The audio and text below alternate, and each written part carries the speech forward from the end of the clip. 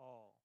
Please welcome to the stage your panelists, Tina Shermer-Sellers, Megan DeFranza, Paula Williams, and Isaac Archuleta.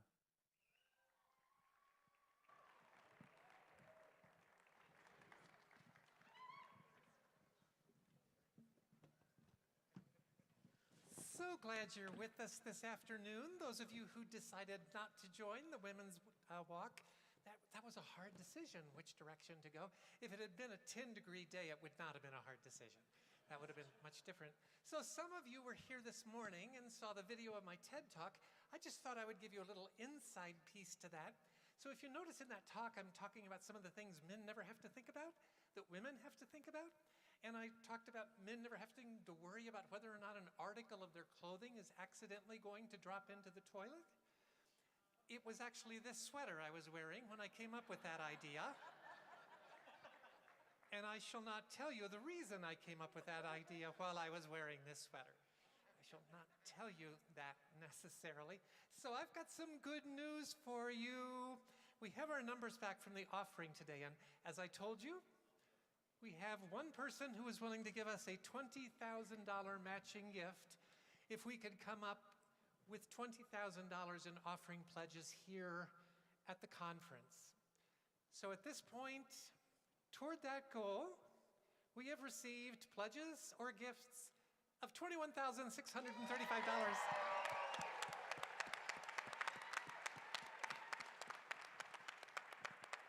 We've also received new monthly pledges totaling $54.64 a month, so over $60,000 in additional income to us coming over the next year. So this is really good news.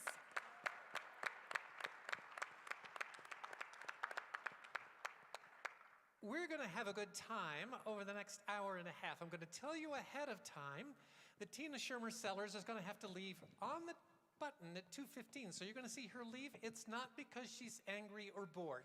Just want you to know that. She's got to catch a plane to St. Louis because both of these women are extremely in high demand. Megan just got in from the West Coast a few minutes ago, and Tina has to go to St. Louis, but we have them now. And that's the good news. I want to introduce the members of our panel to you. Dr. Tina Shermer-Sellers is a professor at Seattle Pacific University. She is a marriage and family therapist. She's written what I think is probably the best book on the market for Christians on the subject of sex, God, and the conservative church. In a beautiful and very accurate way, she describes the issues we've faced in the church when it comes to our sexual and gender identity and how that has hurt us in the life of the church and particularly hurt us in modern culture. So we are really glad to have her with us today. Dr. Megan DeFranza is a researcher currently at Boston University School of Theology. She also is the author of the book, Sex Differences in Christian Theology, Male, Female, and Intersex in the Image of God. She is an amazing writer. She's working on a book right now that is going to be published. Well, we'll let her tell you a little bit about that later. And she is also one of the newest board members of QCF, so we're very happy to have her here. Isaac Archuleta is the head of the IM clinic here in Denver. He is a very effective and successful therapist. He also happens to be the interim director of QCF. I'm still working at not saying GC yet. And Isaac and I have known each other for quite some time now. Isaac, when it comes to helping evangelical churches make the shift to be open and affirming toward the LGBTQ population, I know of no one any better than Isaac in that. He has led my son's church in New York City, Forefront Church, through that process in just a brilliant way. And so we're glad all of you can be with us. My name is Paula Williams. I am pastor of preaching and worship at Left Hand Community Church in Longmont, Colorado.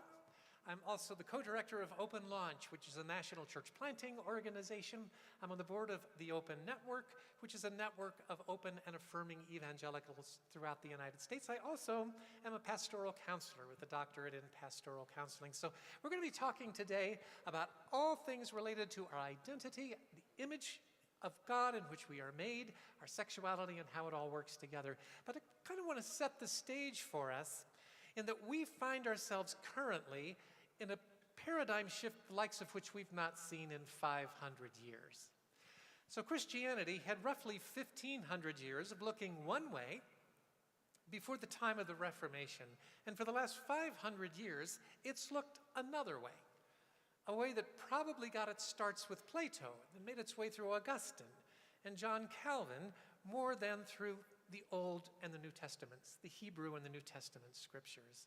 And so it's given us some ways of understanding God and understanding Scripture that are in fact not particularly helpful to us if we want to get back to the original understanding of these areas. But what we see happening right now is a massive paradigm shift in 3 different areas in Christianity. And many believe that this is the trend we're going to see over the next 500 years. The first is a shift from orthodoxy to orthopraxy. I see your eyes right now. You're saying, oh no, am I going to understand anything in this session? Because we'll explain it to you. Orthodoxy is a world in which Christianity is being seen primarily as right belief. You can be a jerk as long as you believe the right things about the Bible, you're a good Christian. That's orthodoxy. Orthopraxy is more interested in how we live out our faith. So we're moving from an age of orthodoxy to orthopraxy. From an age in which Christianity was primarily defined as a belief system into which a time in which Christianity is primarily defined as a way of life. How well do we love? It's the first major shift we see. The second major shift we see is from God as eternal threatener, the one who stands above us always threatening us with hell, to God as the ultimate suffering participant. The one who says, I will come to earth to live among you, to suffer alongside you, to show solidarity with you in your suffering, and to show you there is life beyond death. The God who comes to earth to show us what it means to be fully human. Not God as eternal threatener. God is fully human, living among us, showing solidarity with us. That's the second major shift we see. The third major shift we see is the church moving from a tribe protecting its own integrity, a tribe protecting its own self, creating enemies where they don't exist, and creating scapegoats that must be driven from the camp, to the church as organizing for the common good. The church as wanting to change culture, or the language I love to use, the church involved in reconciling the creation to the Creator. So we see 3 major areas of shift that have taken place. From Christianity as primarily a system of beliefs to Christianity as primarily a way of life. From seeing God as the eternal threatener to seeing God as the ultimate suffering participant, showing solidarity with us in our suffering. And from the church as organizing for its own tribal protection to the church organizing for the common good. Now, these things have not happened in a vacuum. They've happened in a real world that's been greatly affected by quantum physics. Some of the discoveries of quantum physics in the last 50 years have showed us that when the day is done, the only ultimate reality is relationships. You can say something today you could not have said in my childhood. Today, you can say that love makes the world go round is a more scientific statement than 2 + 2 = 4. Because in fact it is. 2 + 2 does equal 4 if you're dealing with base 10, but not necessarily if you're dealing with base 3. So we see with this change to a quantum world that we go from a world focused on facts to a world focused primarily on relationships. If we're dealing with a world focused primarily on relationships, now we're looking at the integration of sexuality and body and spirituality and intersectionality between us. And in all of those areas, the church has not done a very good job historically. Megan, talk to us about that. One of the reasons I became a theologian was actually studying the history of philosophy, and I was fascinated with how every era, whatever the philosophy and science was of the day, that affected how we read the Bible, how we created and interpreted the Bible to make theology. And in the earliest parts of the church, the philosophy of the day was Plato, with the idea that souls are eternal, and anything that's eternal and doesn't change is good. Bodies are changeable, they grow, they die, they change all throughout. That's the bad. And we're trying to escape the body and get back to the soul. And so as theologians, we're wrestling with what does it mean to be made in the image of God? And they're reading Genesis and the account of God breathing in the breath of life to this earthling creature. They said, that must be the soul. This is how we're like God. But they continued to say, body bad, soul good. And so they had this separate notion here, which of course is going to play out in what we do with our bodies. Another way that the image of God was understood had to do with another thing from the text, God creating the male and female and saying to them, let them rule, let them have dominion over the creatures of the earth. But rulership, of course, was read through Plato and the values in the ancient world as something that men had. Bigger bodies means you get to rule. Might makes right. And so they really struggled to understand how women could be made in the image of God. They have these debates in the ancient world. So we have problems with the body, we have problems with gender. And then fast forward a little bit to some other views of the image of God. Really, less than 100 years ago, we have someone saying, bodies may be important, and it'd be great to have an understanding of the image of God where women were fully present. Not surprising, it was a woman who came up with this idea. Even less surprising is the fact that her male colleague continues to get the credit for her idea. Charlotte von Kirschbaum was the research associate of Karl Barth, who gets the credit for coming up with the relational view of the image of God. And he's not working in a vacuum either. There's all this talk in the philosophical discussions of his day about this turn to relationality, even before we understood much about quantum mechanics.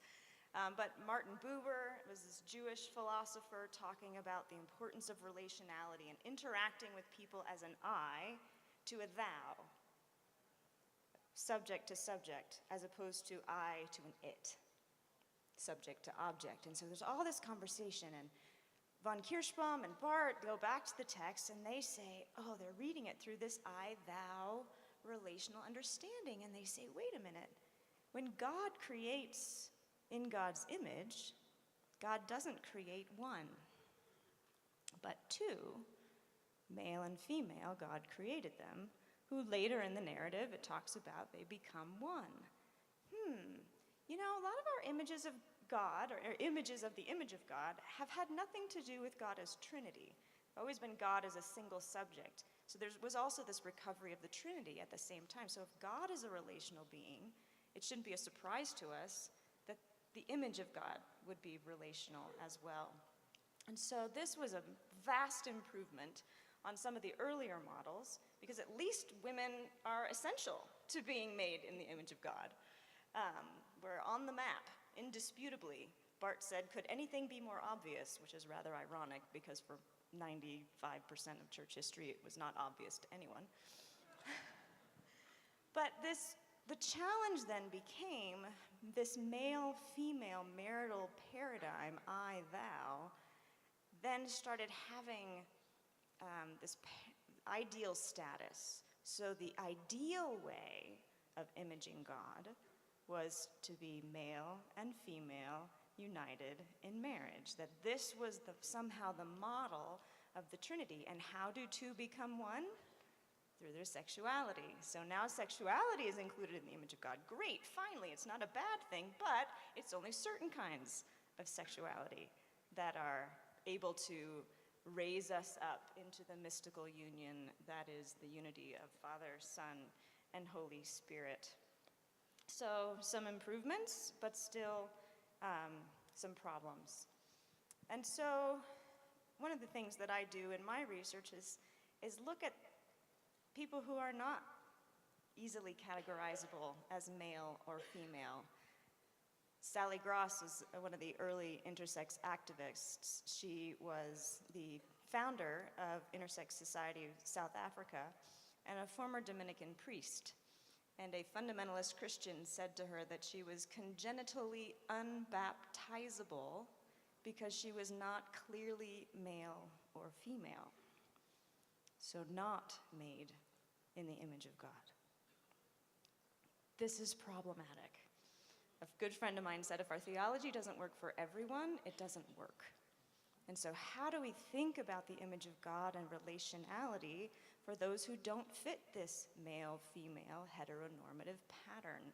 And so I started thinking about that and looking at Scripture, and thankfully it's a long book. We don't just have Genesis. And later on in the book, we find others who don't fit this category either. They were called eunuchs, and Jesus talks about them, and they're blessed, they're promised blessing through the prophet Isaiah. I thought, wait a minute, we're not being called back to the Garden of Eden. It's not these only two ways of being. The story of the Bible, Adam and Eve is the beginning, and it's unfolding. And how do we have an understanding of the image of God that is broad enough for all? You'll also notice that, Adam and Eve, I, thou, is two, right? Father and Son.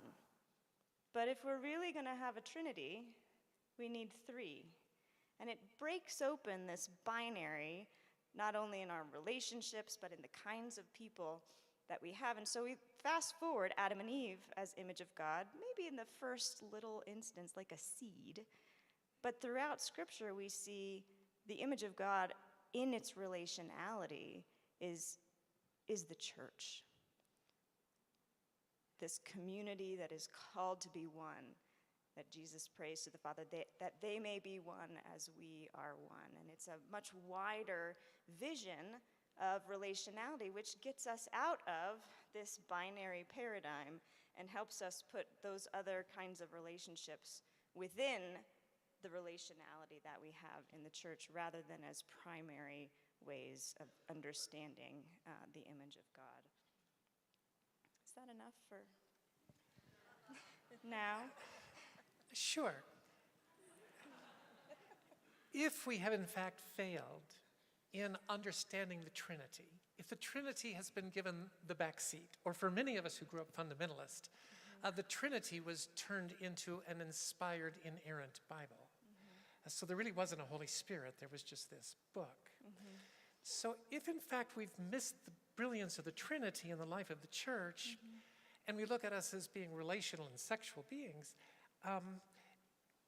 are we also then missing a third aspect of our sexuality? I mean, are we missing the full humanity being reflected in the three as opposed to in the two?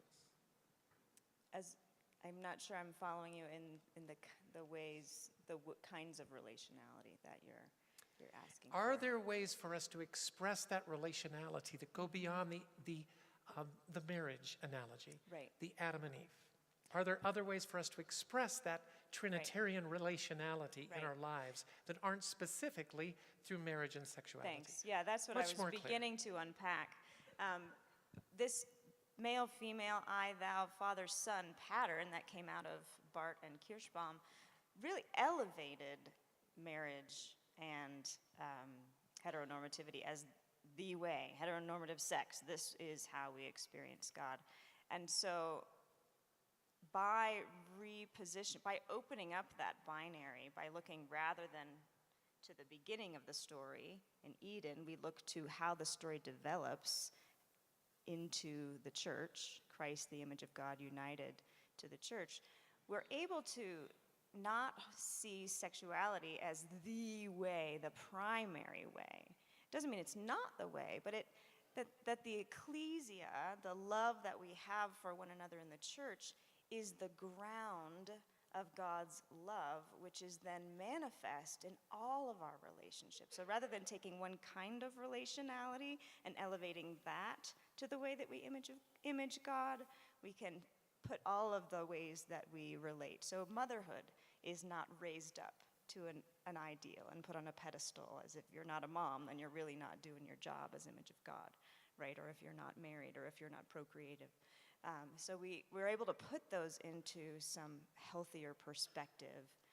And we're also able to welcome more people to the table. The church is a broad community with so much beautiful diversity. So it gives us a model that does work for everyone.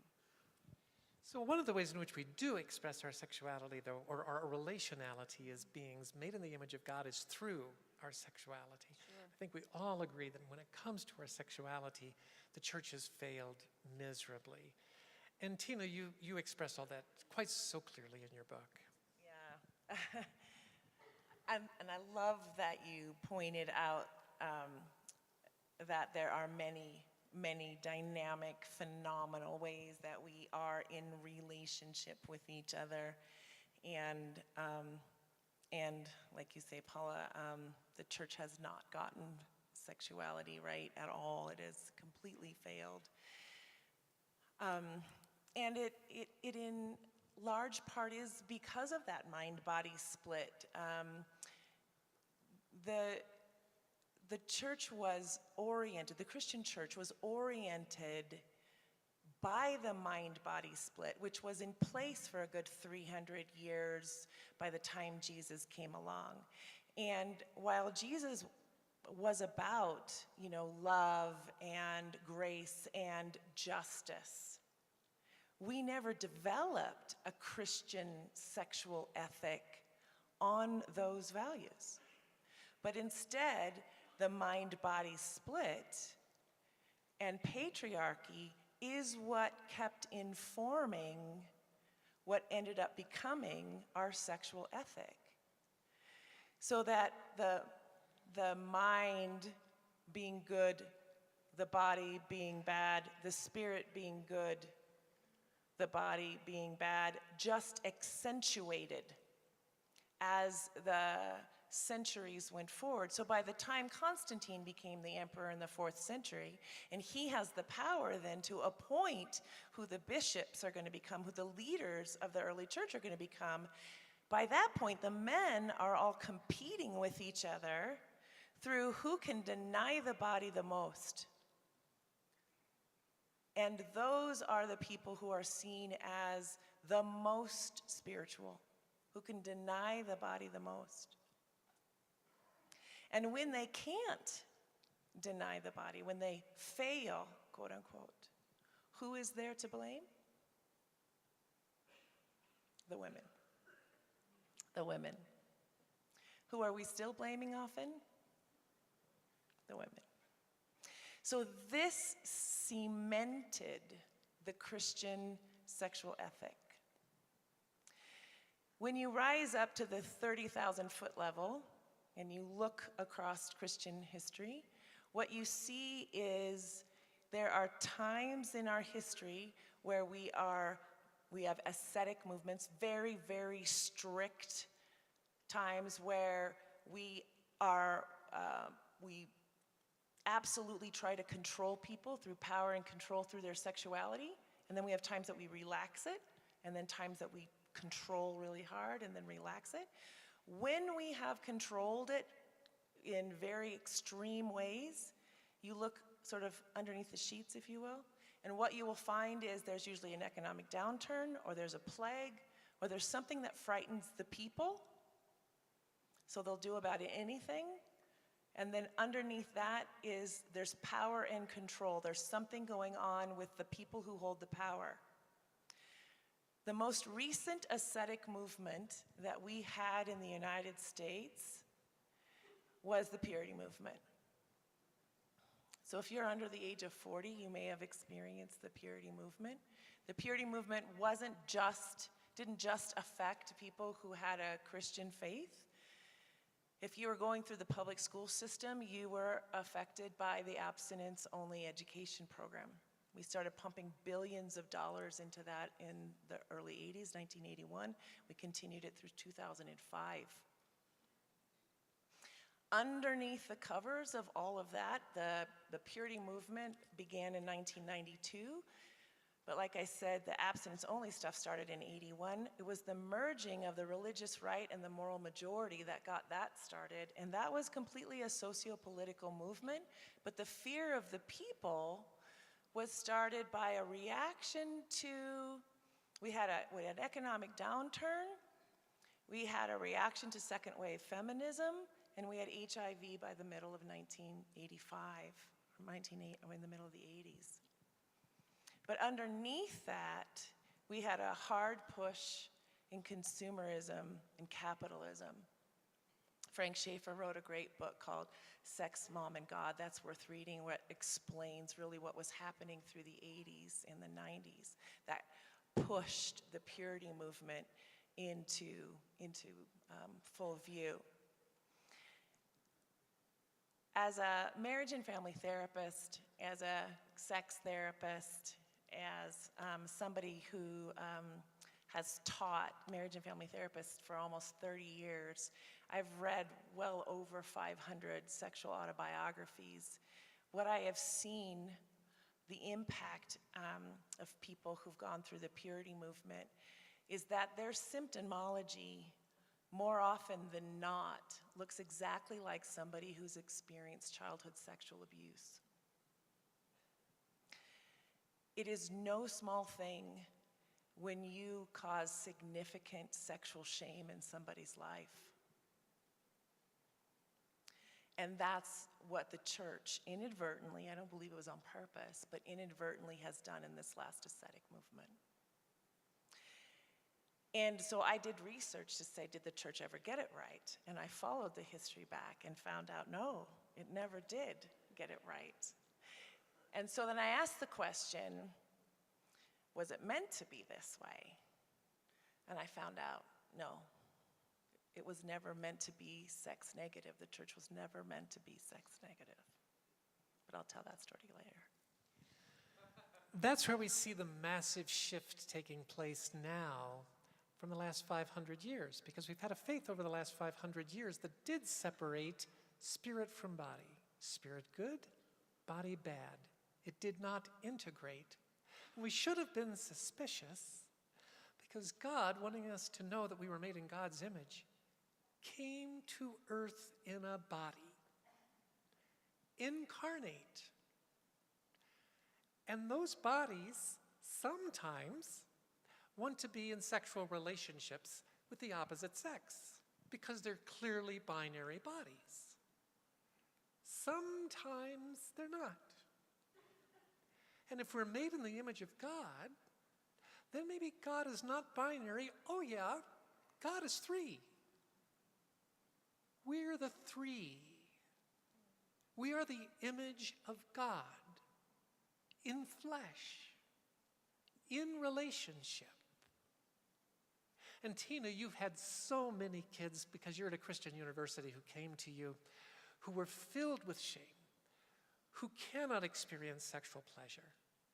Straight kids, bi kids, kids who are asexual, trans kids, all of them horribly injured by this sense that something was wrong with their sexuality, a part of their physical being that's made in the image of God.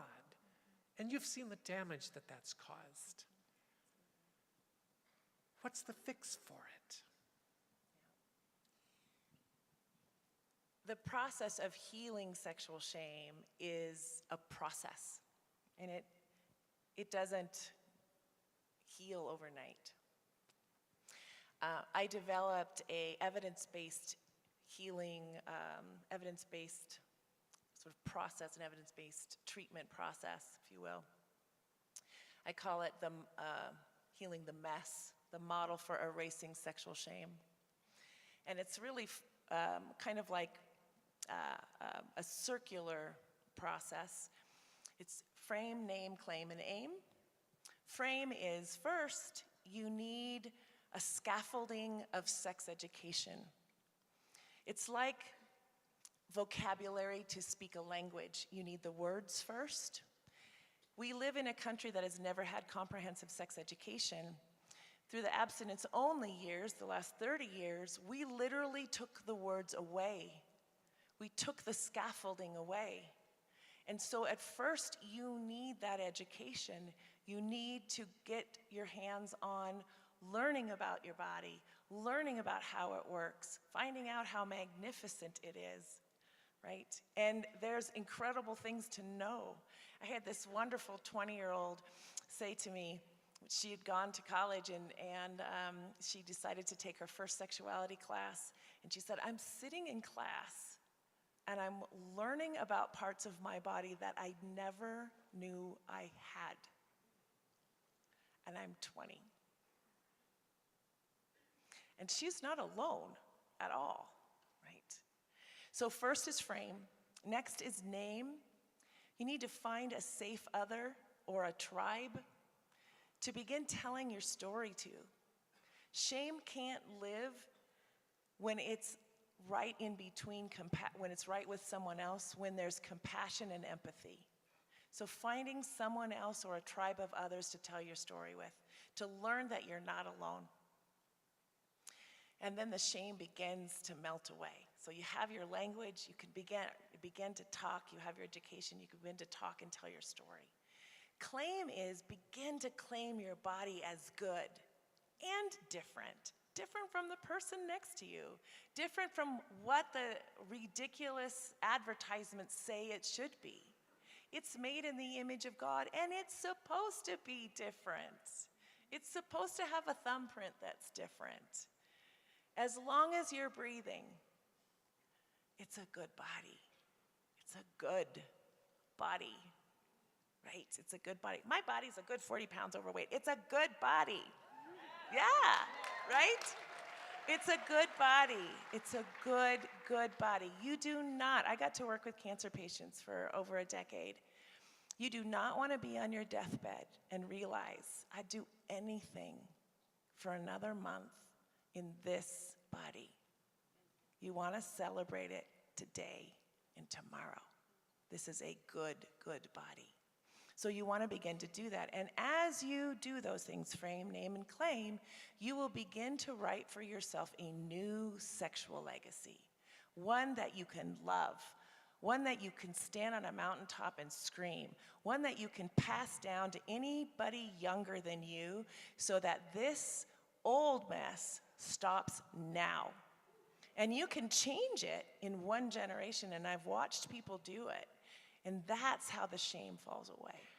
But it's a process. It doesn't happen overnight. It's not about flipping a switch, but it's a process. Because we were never meant to have a relationship with our sexuality, with our body, that was anything other than positive. So, but we can go into the other stuff too. You know, we all can think, if you want someone to blame, don't blame your pastor, don't blame your parents. You can blame Plato and Augustine. Augustine, by the way, was a sexual mess.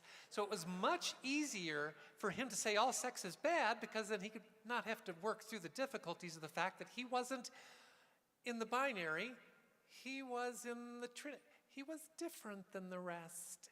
Did not really want to acknowledge that, and we've been paying the price ever since, and nobody's paid it worse than the LGBTQIA community. Isaac, you see that on a day-to-day basis. The inability to integrate the Spirit of God, God alive in us, into the unique being God's created each of us to be. What do we do about that? Yeah, you know, I think a good place to start is I really want to bring up the word intimacy.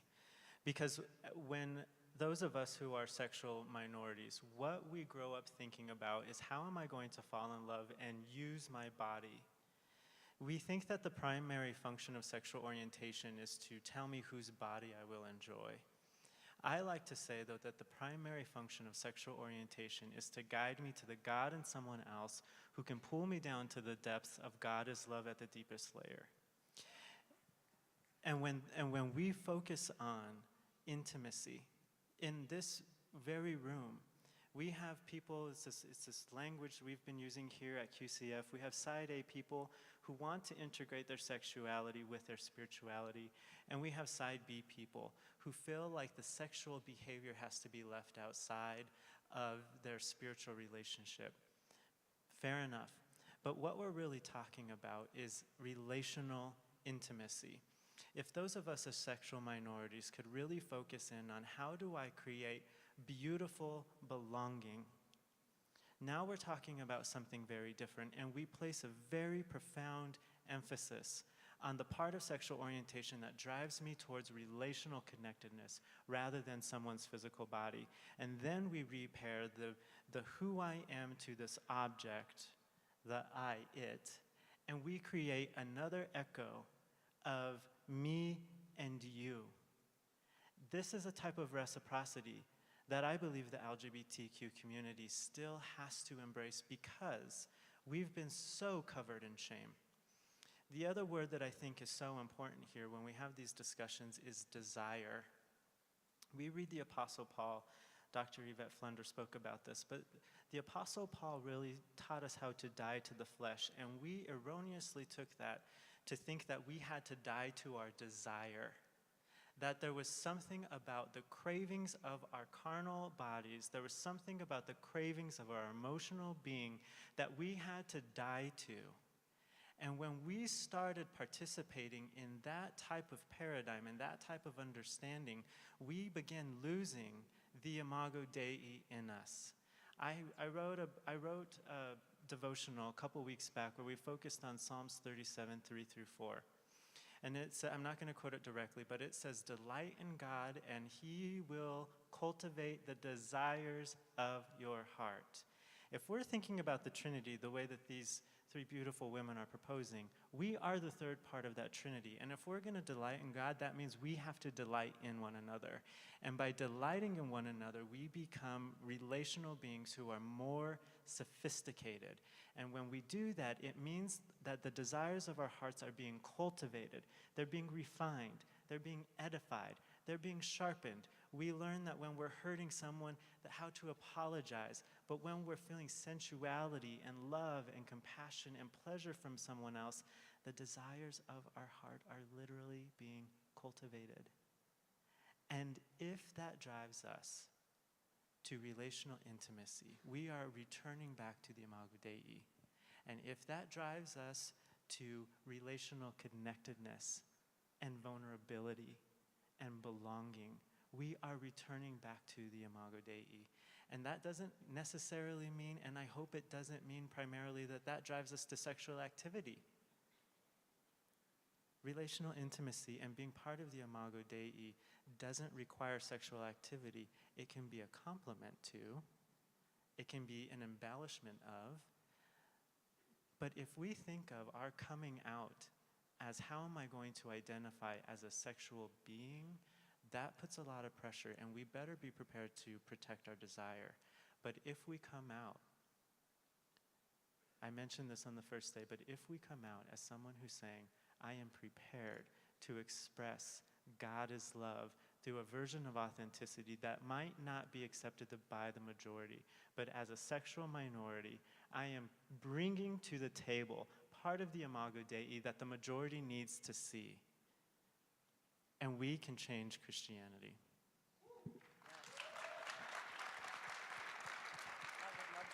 I think one of the problems that we have in the culture of which we are a part is that the entire definition of God and humanity has been based on a male image of God.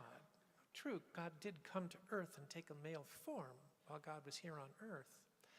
And we see that this patriarchal system, particularly this male sexuality, has been devastating in the life of the church. You know, a survey was done just a couple of years ago that your average pastor in America has never, ever preached, not once, on the issue of sexual abuse. Not once. Because the church is in fact complicit.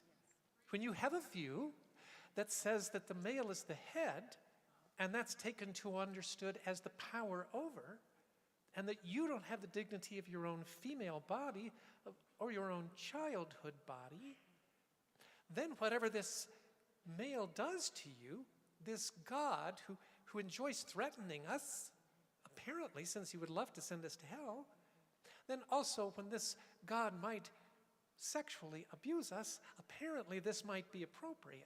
But one of the things that you discovered, Tina, as you began looking back more deeply than this patriarchal narrative, even more deeply into a patriarchal society, the Hebrew world, you found a teaching that was significantly different than what we all gained or Nadia gained in the particular sex books that she was talking about this morning.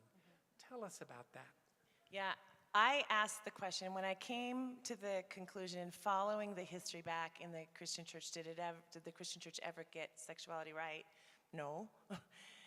Then I said, what would a Christian sexual ethic look like? And I sort of wrote one based on Jesus' values.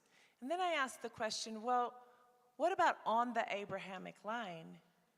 And so then I got way over my head in Hebrew mystic writing and Jewish writing. And I went in and I found some of the most beautiful, sex-positive, erotic writing directed to the people, stories that were phenomenal that I had never heard at any point in my life, and they're all in my book. Things that were shocking to me, things that were beautiful, and clearly articulated that there was a God that was relentlessly communicating to the people that sexuality was good, that we had the capacity to co-create love with God, with another, that there was symbolism all over the place that we were participating in, that God was celebrating the relationship, the loving relationship.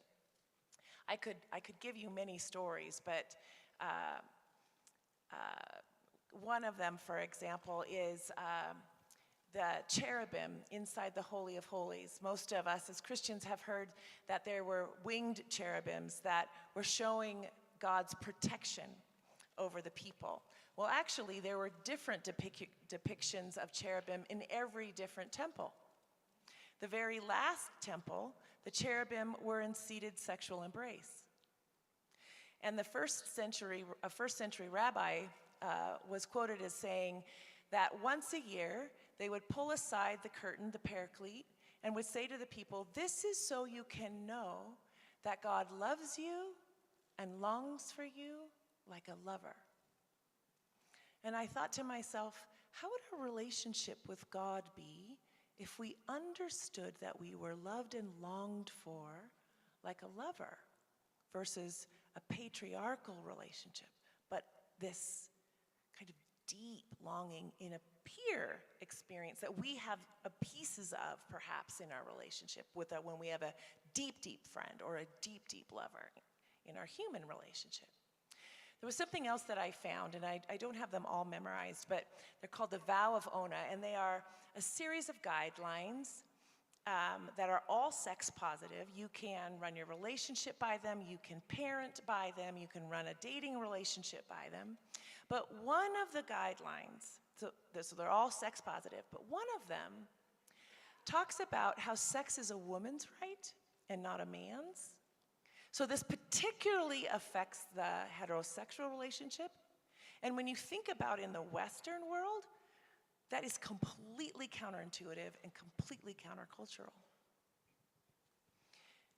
But what is incredibly elegant about it is that in a world like ours, when you provide no sex education and men are constantly told that it is all about them, then what happens is that men often, not until their 50s, often 60s, do they begin to realize that all of the hard work that they've put into their life finally begins to make sense only because of their relationships, only because of the giving to the other, right?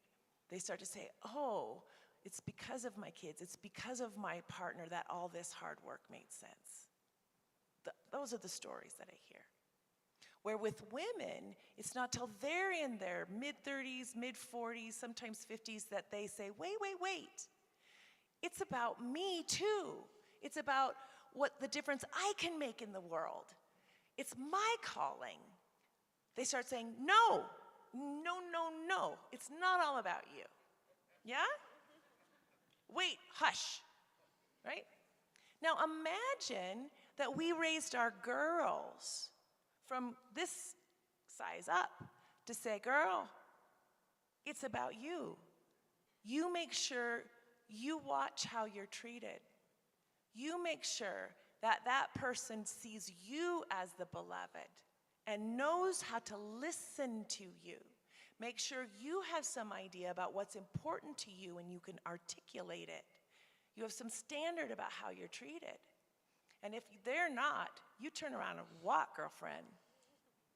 And what about if we raised our boys to really learn to develop an eye and an ear for other, how the other is?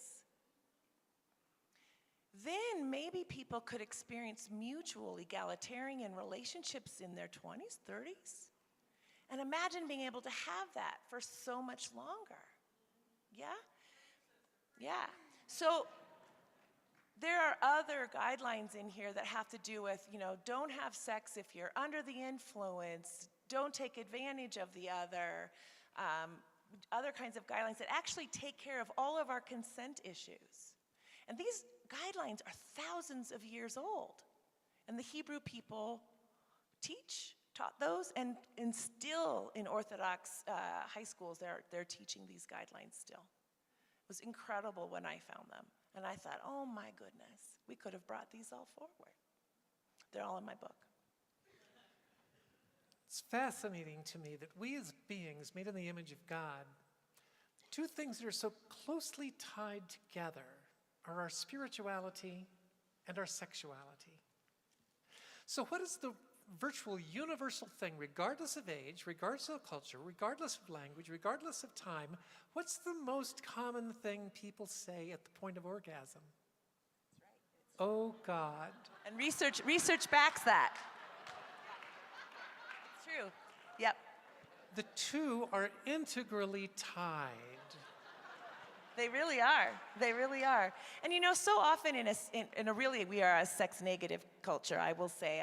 I know we see erotic types of material everywhere, but when you don't provide comprehensive sex education, it means we never show positive, right, sex images, really. And I think that this is really, really, really true, that we don't have anything that's really, really positive that's there. Yeah. Yes, I was just going to turn to you. Sorry. Okay. I think I know where you're going. I'm ready to jump out of the seat here because I love what you're saying. I think it's really important for us to say, for as sexual minorities specifically, I love what you're saying here, Dr. Tina, because for those of us in the sexual minority population, we don't get the birds and the bees talk in the way that we need it. And when our desire has been so squashed, I talk about this all the time, but in many ways as a feminine male or as a masculine female, or as someone who's craving to be held by the same gender or to hold someone of the same gender. And we're taught to shove down this desire or to call the desire bad. The next thing that's going to come up is shame and desperation. And we will become incredibly willing to allow someone to use our body as a form of affirmation. In other words, we're willing to sleep with people and do things with our bodies that we don't deserve to do because we weren't taught. We didn't have that comprehensive education that you're talking about that really says, son or daughter, you might be attracted to the same sex, but you're worth protecting. Absolutely. We don't get that. We don't get that. And that is important for us to know that if we are part of the image of God, if we are heirs to the throne, and if we are sharing intimacy and vulnerability in whatever type of sexual activity, we deserve to make sure that it produces union, not separation, that it embellishes and pulls up from within us the imago Dei rather than split us from it even further. So Megan, I was going to jump in on that. Go.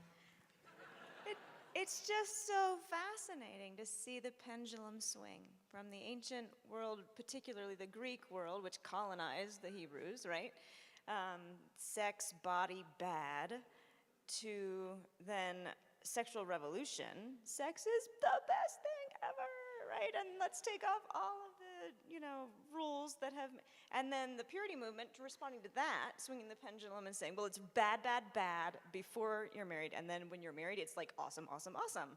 So we do this massive pendulum swing, and even like you were just saying, Isaac, we're looking for that experience. We're hearing, oh, awesome, awesome, awesome, but there's no place for me in that relationship, and so we're willing to make these compromises. Or we hear orgasm is, oh my God, well, what happens if you're inorgasmic? What happens if you're asexual, right? And so we have to stop swinging from one pole to the other and find this healthy intimacy, healthy desire, healthy sex-positive bodies.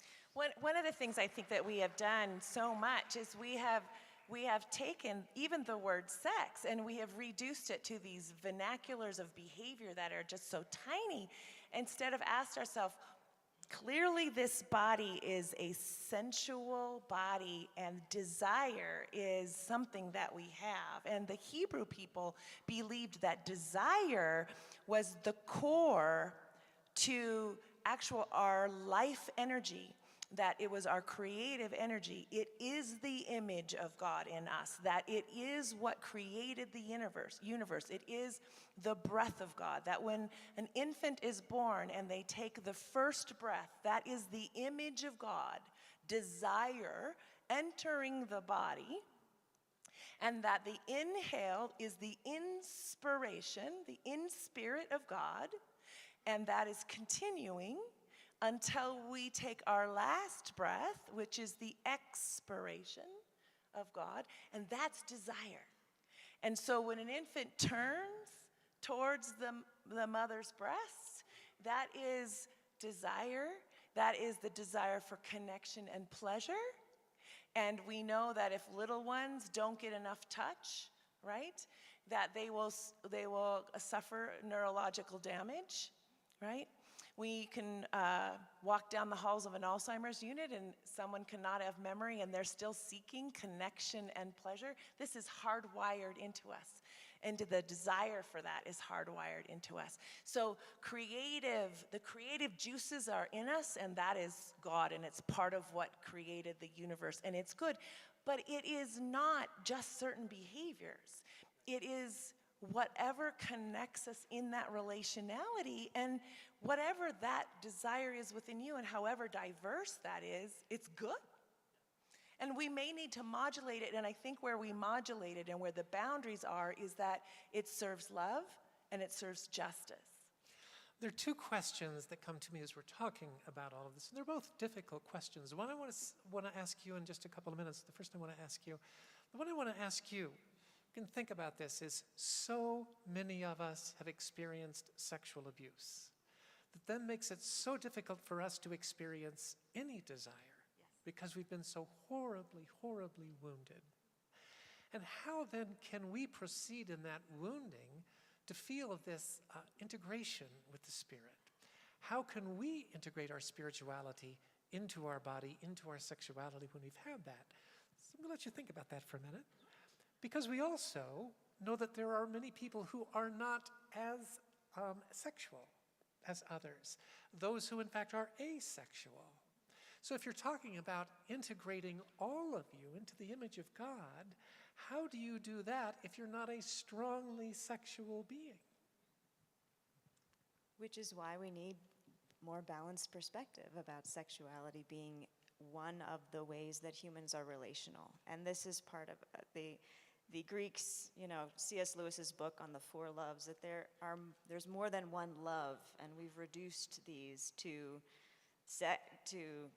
in the church, a self-giving love that denies the body, oftentimes, and denies sexuality, or in the world, that eros is the pinnacle of love. And seeing how what Lewis does so well is say, no, there's this thing called affection that we have for our dog, that we have for our neighbors, that we have for our acquaintances.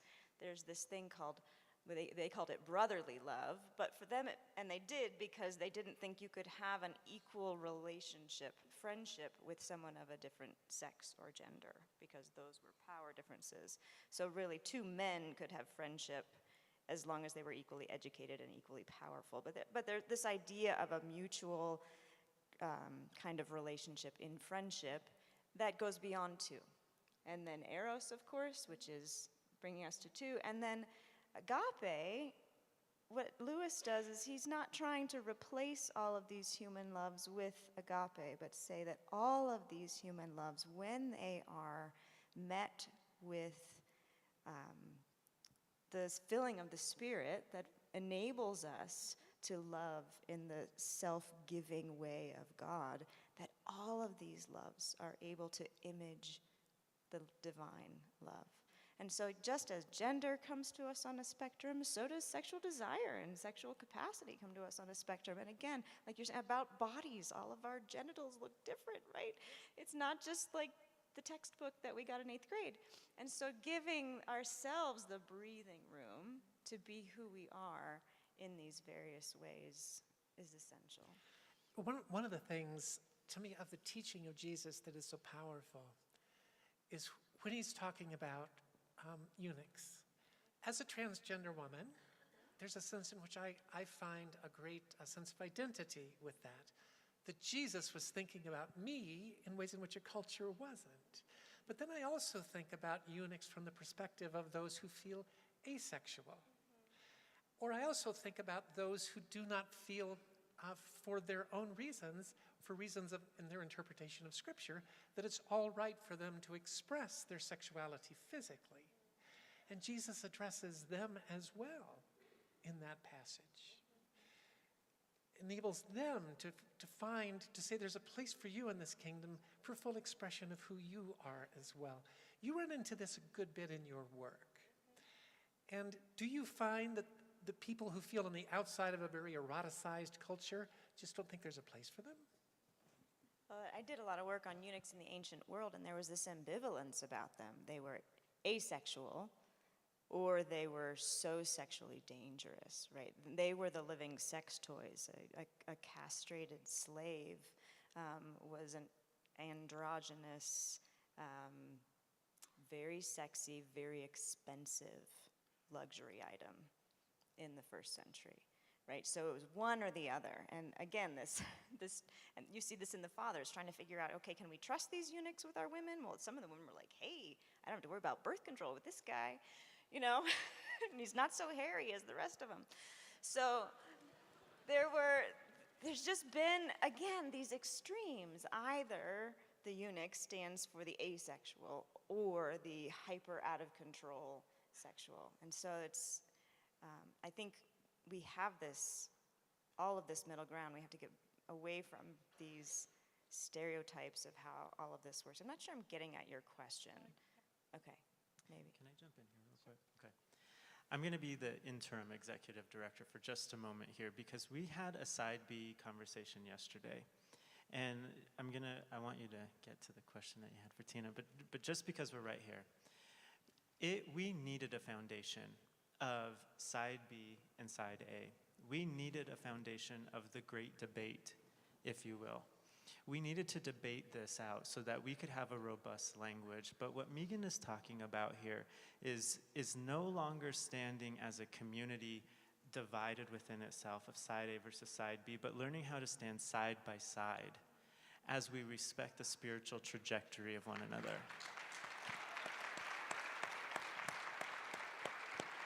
That this is about co-creating relational intimacy, that this is about me saying, I'm speaking my truth, not just as a sexual minority with a label on my head, but I'm speaking truth about the authenticity that I have come packaged with. And when we can learn to journey alongside one another, respecting the individuality of how we've been packaged with this desire, we're going to revolutionize our own community. Amen. And that's the image of God that is the church, right? That is, if we're going anywhere, that's where we're going. And we can only do that together. So Tina, I want to go back to you because so many of us have had that experience of not being able to find full expression or full joy in the image of God because of the damage that's been done to us. And we know you've got to leave in just a few minutes. But talk to us a little bit about how you see that in your practice and what you do in that healing process. Yeah. You know, the body holds memory of our story. And I'm often saying to people, you don't have to know what happened, but your body might tell you something happened. And the body doesn't lie. So you need to listen. So if you experience yourself being touched somewhere and you find that your heart starts beating or you feel frightened or scared or something, then you respect that. You stop. And it's so important that we are, if we're with somebody else, that we are with somebody else that absolutely will listen and respect us. And there is a process of reclaiming our sexuality as our own. Touch, safe touch, loving touch, as our own, because when it was taken from us, whether it was from the way that sexuality was talked about, and we got frightened by how it was talked about because it was talked about in such negative terms, or whether it was the way that our body was touched when we were young, either way, it wasn't our own. And so we never got to naturally let it unfold in a safe way that was unfolded out of our own curiosity, which is how it's supposed to go. So we have to actually go back and let that happen under our control. So sometimes that means that if we are with a partner, that partner has to be patient and act like our healer while we say, okay, my knees are out of bounds, or my shoulder is out of bounds, or whatever parts of your body are out of bounds, and I am 100% in charge of where we go, how slow we go, everything. And that partner is basically taking care of themselves. That's part of why we have hands, just so you know, in case nobody told you, or any other apparati that might bring pleasure to you. And you need to take care of whatever drives you have, the healer, because your job is to act as healer. Because you have every right to go back and claim the sexuality on your terms in your time, because that our sexuality needs to belong to us and our healing has to belong to us. And it's a process of letting the body know that you are safe and that thing that happened will never ever happen again. But it was taken from you, so it's a process. We'd like to take your questions. You can see on the screen how you can get those to us. They'll come right here to my iPad, if in fact it works the way it's supposed to, because there are none up at this point. So you can tell what age I am and what age Isaac is. Who turns to whom for electronic assistance? I'd like to know specifically, exactly. Questions for Tina before she has to go, because Tina needs to be walking off this stage in 10 minutes on the button.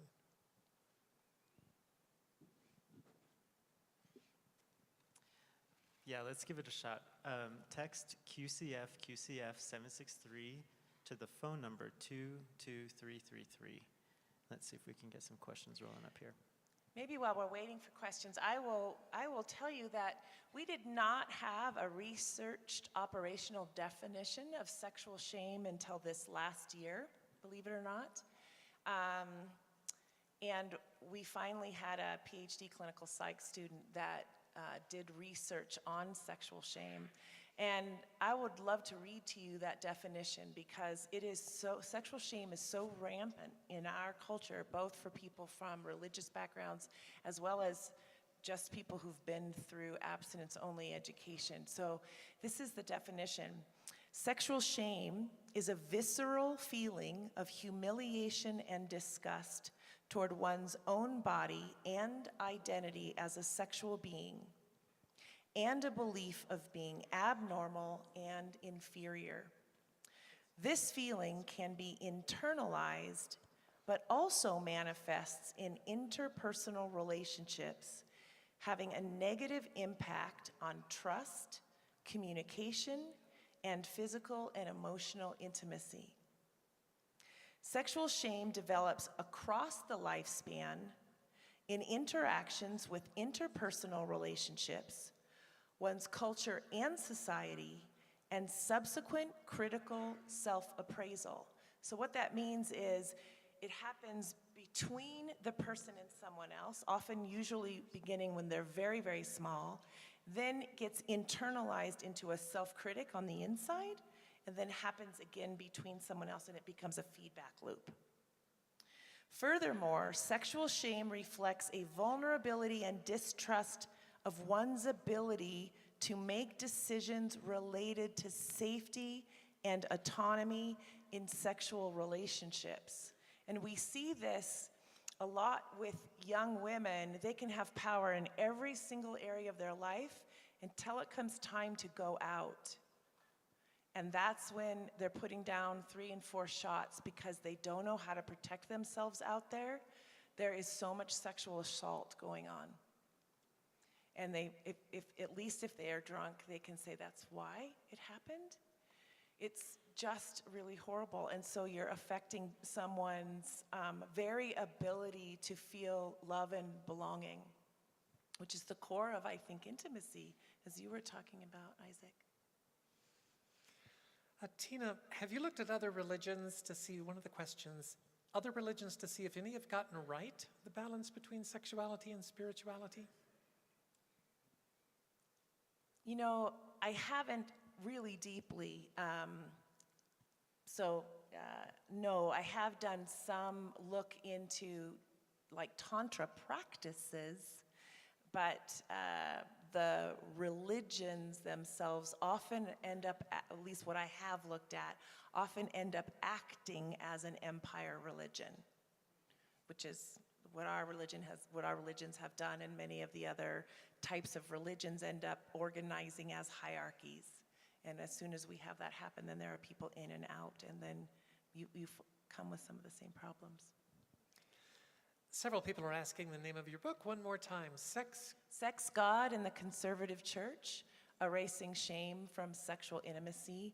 It was written both for people who've experienced sexual shame, and it was written for professionals, for therapists, physicians, and physical therapists, because none of those professionals get any training in sexuality or spiritual intimacy, so they have no cultural competency to treat you. And so you can give the book to them too, and it's actually written to them too. So it took me 11 years to write, so I figured I might as well make it count. But it is published by an academic publisher, so it's got a little bit of a price tag to it, unfortunately, but it's got a lot in it, so anyway. It's so incredible. I'm going to give you just a delightful question for you to be able to leave on, since it's come from several people.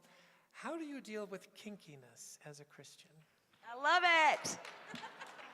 No, I love the kink culture. It's some of my I'm a pretty vanilla person, unfortunately, but I don't know, unfortunately, I just have a very complex life, and there's a little bit, but anyway, I won't go into it here, but I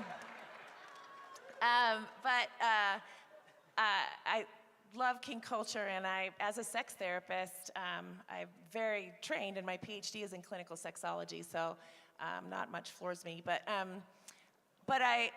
when I work with people in kink culture, it's just a whole lot about making sure that you have tons of communication, and there's a lot of clarity and safe words and all of that. And in fact, I think that culture outside of kink culture has so much to learn about communication and consent and safety, and I wish that kink culture that we could find a way to translate some of what kink culture understands into regular culture, because we regular culture does not do consent well, does not do training well, does not, I mean, so much. So, but there's a lot that's wonderful about kink culture, so I don't know what else I'm being asked here, but.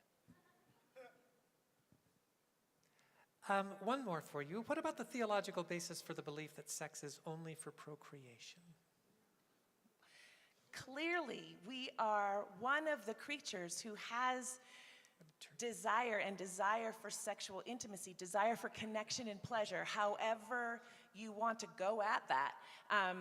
We have desire for that all the time. It is not something that comes up for us just when certain hormones peak at a particular time or a particular season or whatever. We are crafted in such a way that we have those desires, whether they're motivated through just desires for affection and touch or whatever, or whether they feel like they are more driven through hormonal drives or whatever. We have those year-round. They may wax and they wane and they may change over time with age or whatever, but we are a creature that has them. Like I said, walking down the halls of Alzheimer's units, which is a challenge to deal with, but I think it's wonderful too. So somehow we're created for it, and I like touch. So maybe with that, I'll say blessings on you all. Thank you so much for being here. Thank you. If you are a female, we're doing a She Is Called conference here in Denver, May 17 through 19. It's going to be 3 different subjects. One of them is sex and power, and Tina and I will be leading that conversation. If you identify as female, also we're going to be talking in that particular one about equity and equality. And Jen Jepson is going to be helping lead us in that, along with, I believe, Rachel McClare. And then we're also going to be talking about prevention and repair. And Lanicia Rouse is going to lead us in that. So there's this kind of rich conversation will take place. That'll be here, and you can find that at sheiscalled.com. But as a theologian, I want you to answer that same question that Tina was asked. It's just not biblical. None of us have ever heard that before. What's the biggest erotic book of the Bible? The only erotic book of the Bible, maybe? Do children or procreation show up anywhere in that poem? No. Turn to the New Testament, to Paul, who gets a lot of flack for what he says about the body. But 1 Corinthians 7, he's talking about desire, that those who burn should marry. He wishes people were like him and would remain unmarried, but it's better to marry than to burn. He's talking about desire driving us together. And nowhere in that passage in 1 Corinthians are children ever mentioned. Children are good, right? We have Psalms about the blessings of procreation. I think oftentimes there's this we have the blessing of Adam and Eve of let them fill the earth, right? But we turned a blessing into a command. And there's a big difference between those. So children are wonderful. I have 2 of my own. Not everyone can have children naturally, but you know what? In the church, how does it grow? Not by procreation, but by adoption. Like, we've got so many other biblical resources here. I think another thing, when we read about 2 become one flesh, we could easily interpret that to be children, biological children, 2 bodies producing one. Great theology. But that's not the only way that we bond. When 2 people hug after 20 seconds, there's hormones released, and we literally have an emotional imprint on a portion of the brain called the hippocampus. When we're involved in sexual intimacy and we're releasing vasopressin and oxytocin, those 2 people are neurologically bonding in a way. So when 2 become one, it doesn't mean necessarily that they're becoming one in flesh, but that they are becoming one in relational belonging. And I think that that is a powerful paradigm when we think about the Trinity specifically. So it doesn't necessarily have to do with procreation, but again, I'm a therapist, so I'm a little biased. But how about something called relational and emotional vulnerability? Yeah. On One Flesh, before we leave that, I was so helped by Jim Brownson's research. You know, just the old basic, let's do a word study of every time this phrase, flesh, shows up. And what it indicates is a kinship relationship. Your cousin has one flesh with you, bone of my bone, flesh of my flesh. This is not just something that happens in a marital, spousal partner relationship, that this is a kinship term that's much broader than that.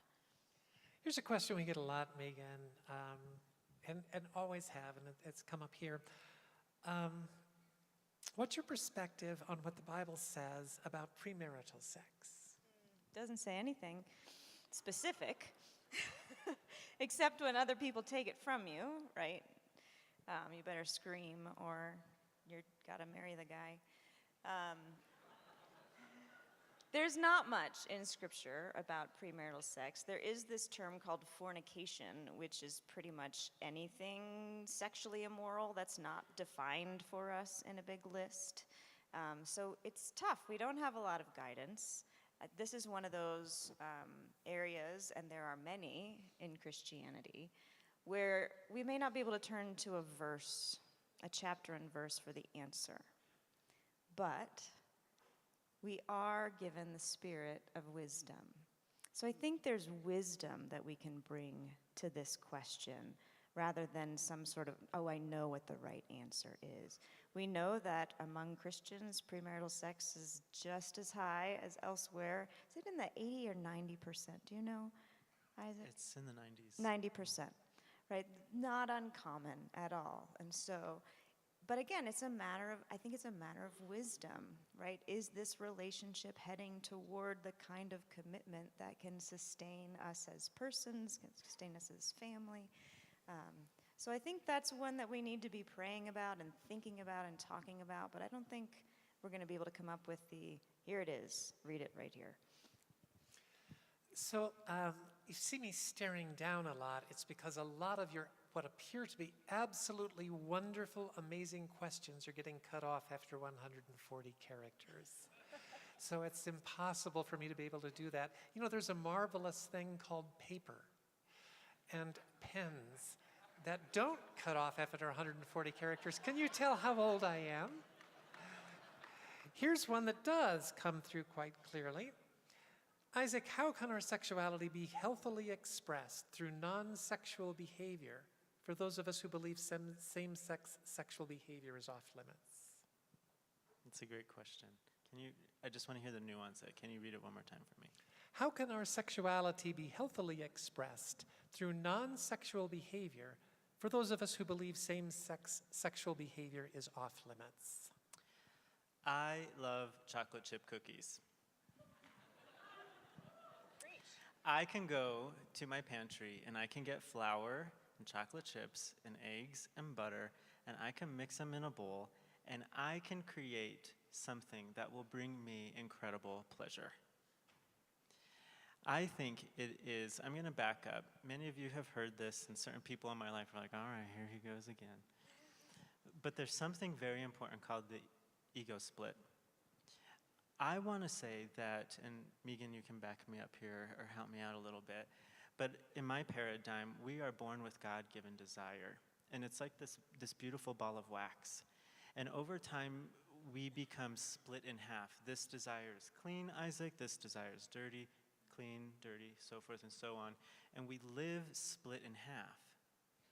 What we do then is we take the desire that's been labeled dirty and we parade this around as though it is our truest, most comprehensive being.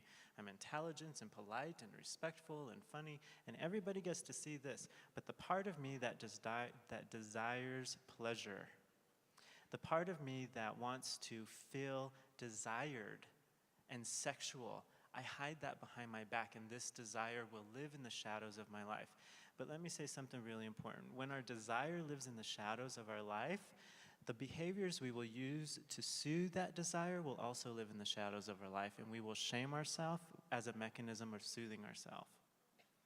It's important for us, especially as Christians who believe that we are created in the imago Dei, created in the image of God, to take back what was taught to us as originally dirty and start to reclaim it as beautiful, innocent, pure, and belonging in our bodies. But what does that mean? It's not just this cognitive knowing that if I were to bring myself pleasure in the privacy of my own home, I don't just have to know it cognitively. I have to feel that what I'm doing is a desire that was created in the image of God, that the desire to feel pleasure was given to me. I was knit in my mother's womb, and if I delight in God, the desires of my heart are cultivated. Whether you're committed to celibacy, whether you're called to celibacy, or you've chosen a life of celibacy, you deserve a sexual ethic too. My favorite mantra is, when we talk about sexual ethics, I'll stop here for a second, but is what I'm about to do with my body going to create union, or will it create separateness? And if what I'm about to do with my body will leave me feeling shame, I need to check in on that shame, because it could either be appropriate or inappropriate. But if it brings me closer to understanding who I am as created in the image of God, you better believe that thing is beautiful.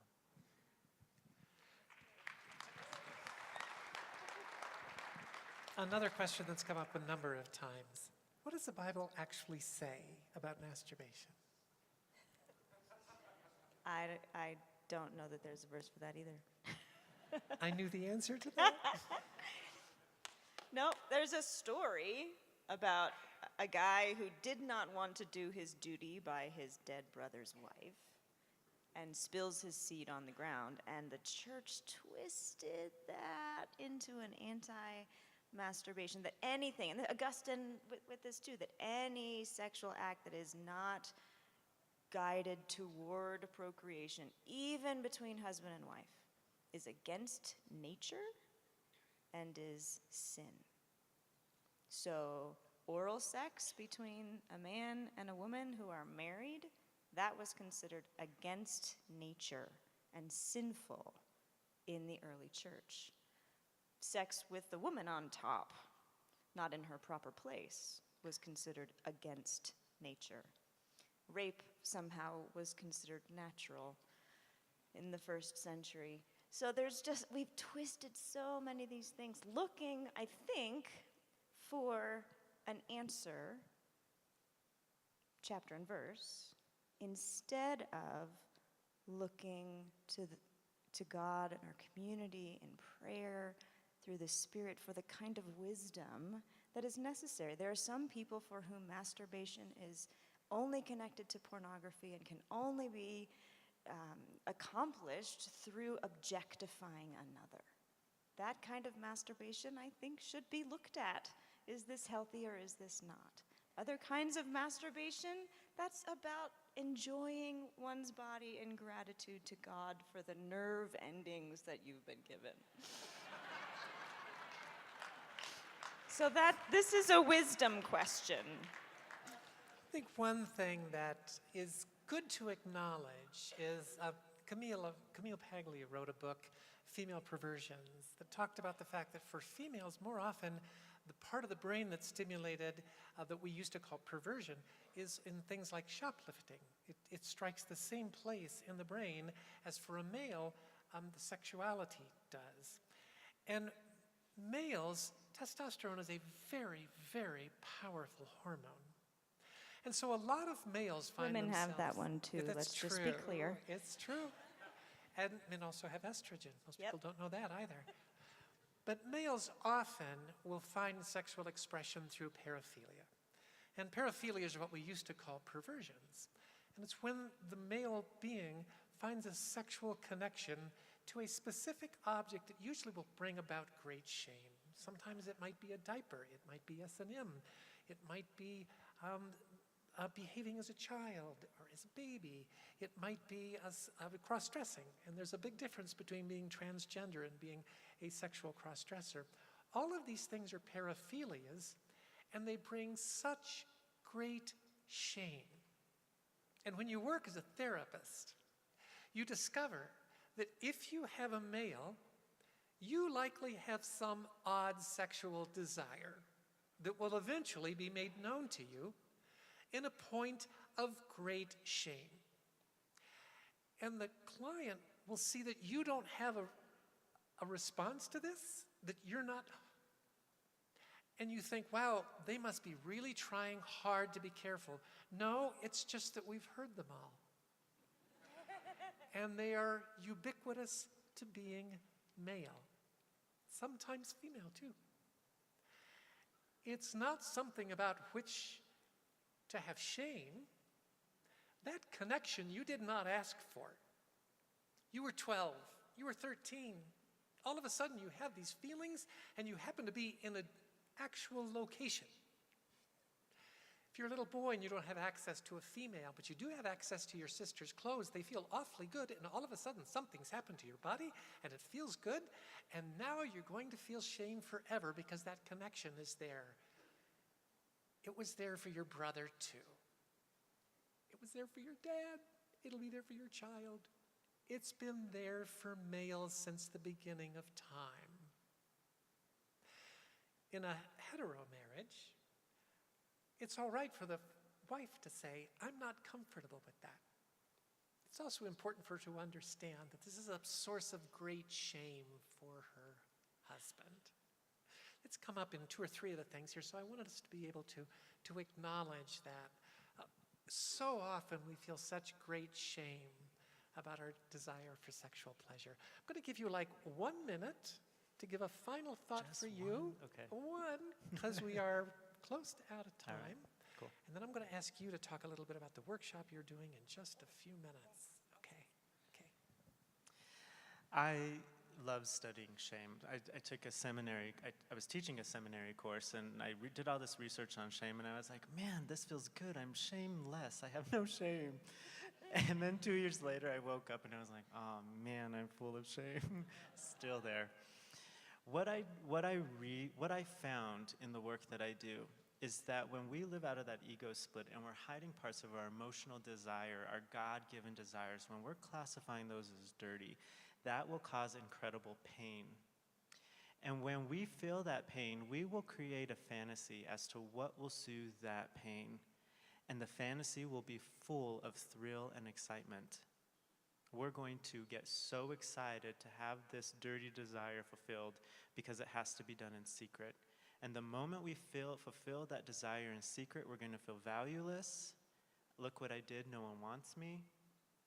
Powerless, I told myself I would never do it again and I just did it. And worthless. Because of this that I just did, no one will ever want me, or what I'm truly craving for will never come. That will leave us in a place where we're experiencing an identity shift. I'm not the specimen God wanted me to be. I'm not living out of the imago Dei. I have become this dirty, damaged, and disgusting person. We experience pain again, and we're going to need something to soothe it, and we're going to reach for the same thing that shamed us the first time. We're always going to soothe ourselves with the one thing that shames us until we recategorize that desire for belonging, connectedness, power, to feel beautiful, to feel the imago Dei within us. Until that is recategorized into the clean pile, and what I mean by that, again, it's not just a cognitive knowing, but it's saying this desire in me is clean and I get it to be that way. I get to let it feel that way. Until we do that, we will live under the power of shame. I want you to say that one more time. We will always soothe ourselves with the one thing that shames us until we recategorize and let our own desire live in our body as a God-given desire. And if we don't, shame will keep us in a cycle, and we will participate in our own shaming process. A A lot of what Isaac has written is in that specific area, and I think his knowledge on this is so helpful at such a visceral level for us. Talk to us a little bit about what you're going to be doing in the next session that begins at 3 o'clock. Next breakout session, I actually am super excited to introduce you to my dear friend and colleague, Leanne Simon. She and I founded Intersex and Faith, which is now a 501c3 this year, and she's going to tell her story as an intersex person and a Christian. And one of the things that I've been working with the intersex community, and so many people, again, about shame, being put in the dark, or having your bodies forcibly put into a binary category by a doctor, talk about being erased, and the shame to say, oh, I don't fit these two boxes. There's so much that we don't know, that we need to hear the stories of intersex people. So come and hear her story. My work has been around scripture and tradition and how intersex is nothing new under the sun. Jesus knew about this. The ancient church fathers knew about this, and we've lost this. So we're going to hear stories, and we're going to look at scripture, and we're going to think about what it means for bodies to not fit this pattern of male and female. I want to end with a poem that has kept coming to mind for about the last half hour. It's a Mary Oliver poem. You do not have to be good. You do not have to walk on your knees for 100 miles through the desert repenting. You only have to let the soft animal of your body love what it loves.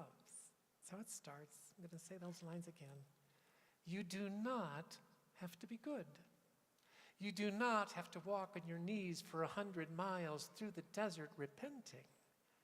You only have to let the soft animal of your body love what it loves. Tell me about despair, yours, and I will tell you mine. Meantime, the world goes on. Meantime, the sun and the clear pebbles of rain are moving across the landscapes, over the mountains, the valleys, the prairies, and the deep trees. Meantime, the wild geese, high in the clean blue air, are headed home again. Whoever you are, no matter how lonely, the world offers itself to your imagination. It calls to you, like the wild geese, harsh, exciting, over and over, announcing your place, your place, your place, your place, my place, your place, in the family of things. Thank you so much for your time.